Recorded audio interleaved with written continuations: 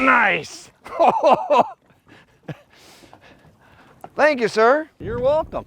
That thing ate a lot bigger than it turned out to be. There's no doubt about that. I've teamed up today with Mark Kortz, and we are going to go through spinner fishing structure and all the intricacies that helps you put in contact with these fish right here.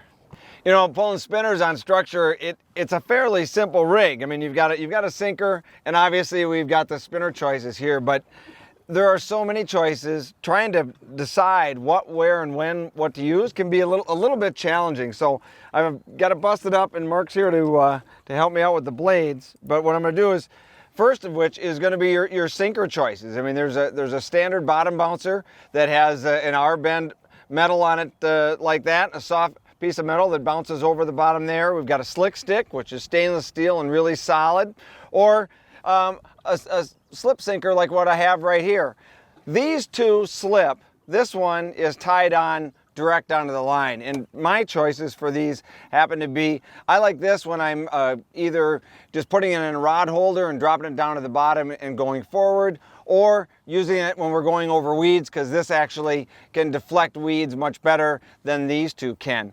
I love these two type of sinkers because of the fact these have a solid wire going all the way through them. The slick stick is solid stainless steel, so it's the stoutest of all the slipping sinkers on the market, and it actually transmits the bottom type up to your hand much better than anything else on the market. It's one of the reasons I love it for searching new bodies of water. I can tell where there's mud, sand, rock, or what have you. The Rock Runner is simple and straightforward as well. Both of these are slipping sinkers, so if you find yourself in a little bit more difficult bite and you're having to drop your rod tip back to the fish to set the hook, these two do an exceptional job with that. But when it comes down to blades and blade choices, this is the distinguishing factor. These are the items that actually trigger the bite. Mark's going to tell you about the blades. You know, is a lot of choices, and for a lot of people it's pretty confusing. We can go from a willow blade. You have to move at a fairly fast pace to get these willows to turn. You can go to the hatchet. The old standard hatchet blade works good in certain situations. A little less thump than what a Colorado would have, and a little bit more than what a willow would have. Then we get to the Indiana, which is basically just a long cylindrical type blade, but it's got a little cup to it, and it has, there again, a little bit more thump. Then we get to the Colorados, and all these blades come in multiple sizes and shapes, but this happens to be a number 2 baitfish blade, a really good go-to blade. And then we get all the way up to the number 5.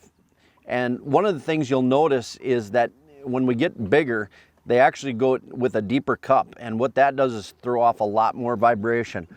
But the real trend in walleye fishing right now is really about slowing down. One of the combinations we actually utilize is a slow turn hook with the butterfly blade. The butterfly blade has the ability to turn at real slow speeds, 0.6 all the way up to like 1.4. That bait back there actually looking like a dying baitfish, and the butterfly just adds that nice little touch to it, adds some flash, adds some look to it, and it's 1 or 2 beads behind the butterfly blade back to the hook. I do like to tie them on a mono versus a fluorocarbon, and the reason why I like to tie mono versus fluorocarbon on the butterflies is I want that to be buoyant. One of the things with fluorocarbon is it actually sinks, so we want to keep this up off the bottom.